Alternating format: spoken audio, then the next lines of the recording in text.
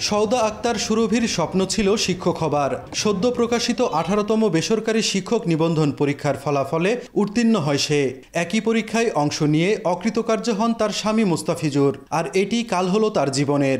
শিক্ষক হয়ে সুরভির স্কুলে যাবার কথা থাকলেও বুধবার দিবাগত রাতে স্বামীর হাতে হত্যাকাণ্ডের শিকার হয়ে যেতে হলো না ফেরার দেশে।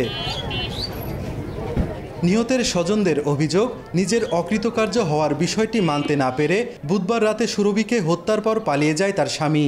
পরদিন সকালে রুমে গিয়ে মেয়েকে অচেতন অবস্থায় পড়ে থাকতে দেখেন সুরভির মা। পরে উপজেলা স্বাস্থ্য কমপ্লেক্সে নেওয়া হলে কর্তব্যরত চিকিৎসক তাকে মৃত ঘোষণা করেন। আমি ফাঁসি চাই। পরিকল্পিতভাবে মেরেছে। এর জন্য আমরা শুধু আমাদের এই মেয়ে যেটা গেছে সেটা তার ফিরে আসবে না, ভবিষ্যতে যাতে কারো এরকম দুর্ঘটনা না ঘটে। আমরা এই হত্যাকাণ্ডের দৃষ্টান্তমূলক শাস্তি চাই। নগদে 500 টাকা বা তার বেশি পেমেন্টে পেতে পারেন ঢাকায় জমিসহ 20 কোটি টাকার পুরস্কার।